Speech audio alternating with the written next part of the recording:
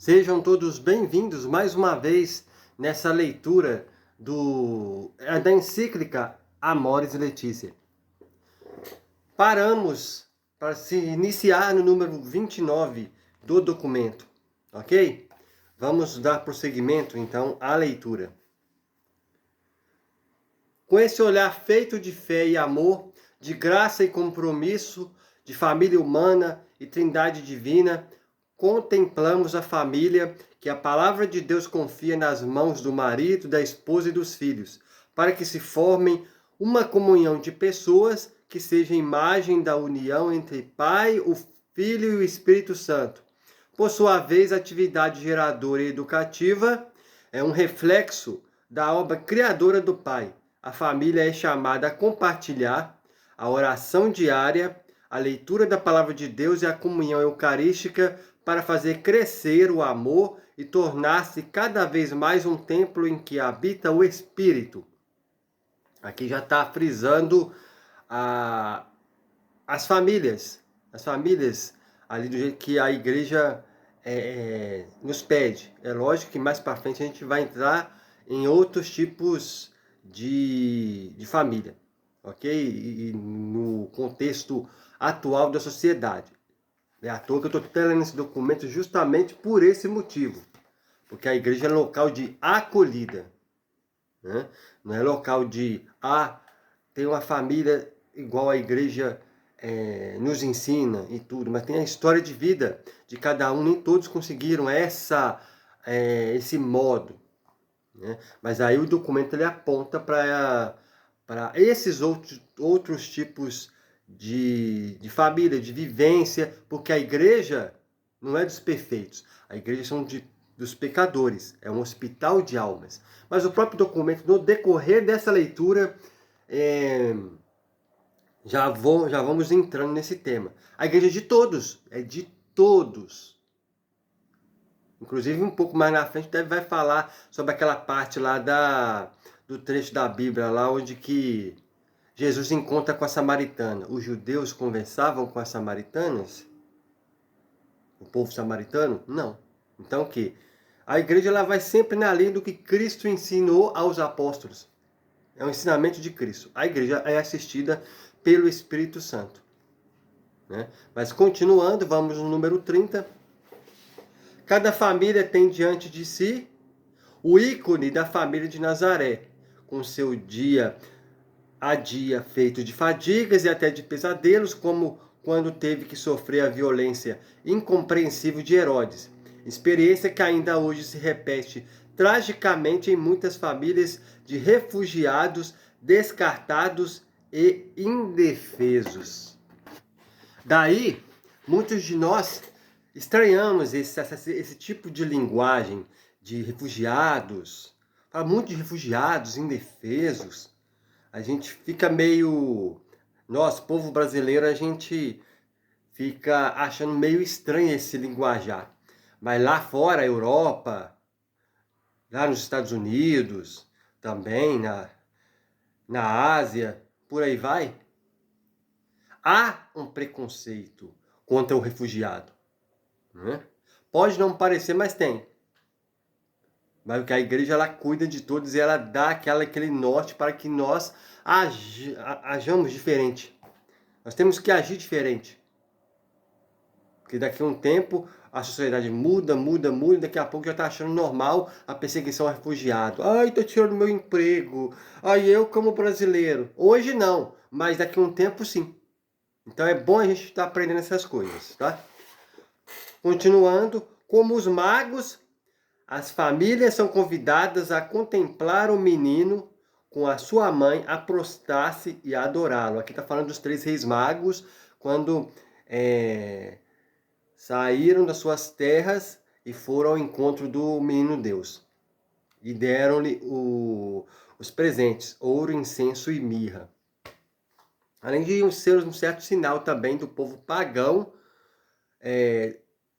vir à procura do Filho de Deus.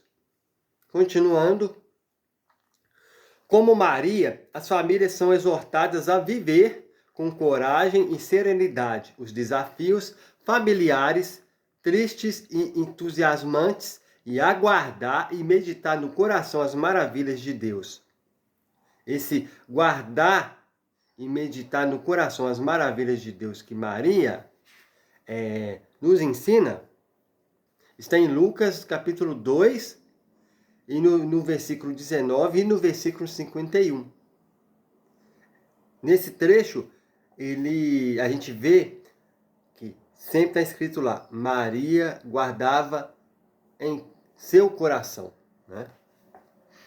Continuando, no tesouro do coração de Maria estão também todos os acontecimentos de cada uma das nossas famílias, que ela guarda solicitamente. Por isso, pode ajudar-nos a interpretá-los de modo a reconhecer a mensagem de Deus na história familiar. Então, aqui está, ao menos até aqui nesse fim do número 30, esse capítulo 1, ele foca muito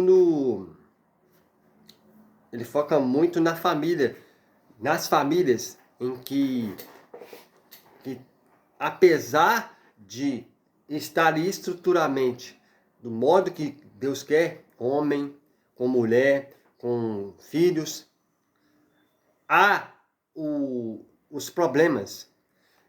Porque não existe casamento perfeito igual as novelas ensinam. Aquilo ali não existe. Existe o quê?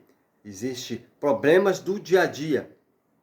Problemas do dia a dia em que tanto o homem, tanto a mulher, tanto os pais com relação aos filhos e dos filhos com relação aos pais, cada dia ali está se formando e vivendo na presença de Deus.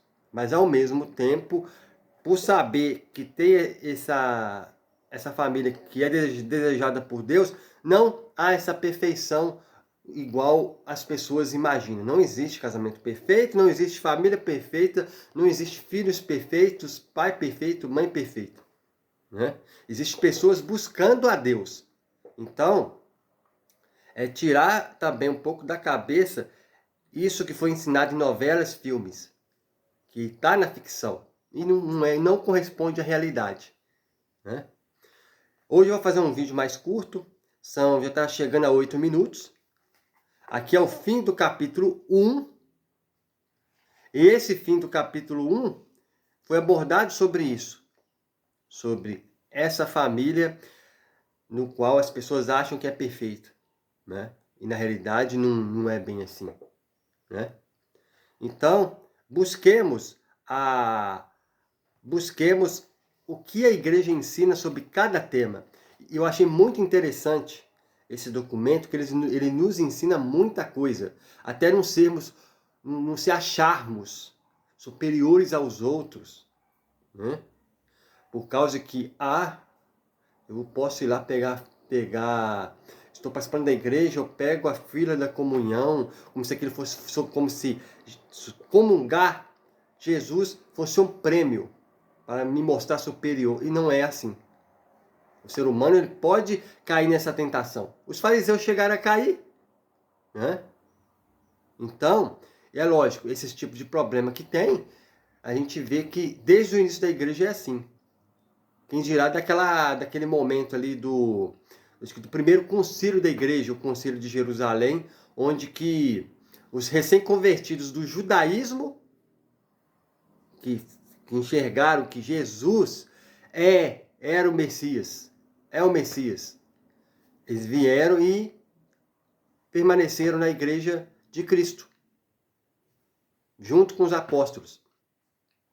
E veio o povo pagão, só que deu aquela rixa do povo vindo do judaísmo e vindo do paganismo. O povo judeu achou que deveria o povo primeiro se circuncidar, como na lei de Moisés, da lei antiga, para depois batizar.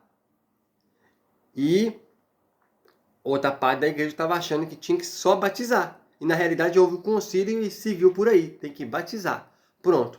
Então o quê? Desde que mundo é mundo, há essas divisões, essas esses duplo ensino de certas coisas, mas a igreja sempre ela nos ensina sobre. Aqui não tem nada de negação da fé, tem de acolhida e não tem nada de negação de fé. Basta lermos, é um livro fino, né? Mas no decorrer eu vou lendo aqui sobre, tá? Continue acompanhando a leitura, que isso é muito bom. Eu não estou olhando visualizações assim, tá dando 20 visualização, 70 visualização.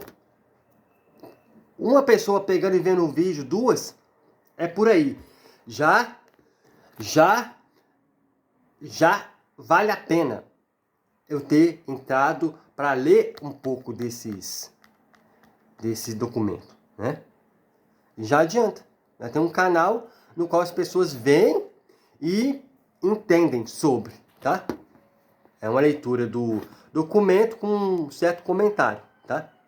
Salve Maria a todos e muito obrigado a você que está acompanhando essa coletânea de vídeos sobre essa leitura. Salve Maria!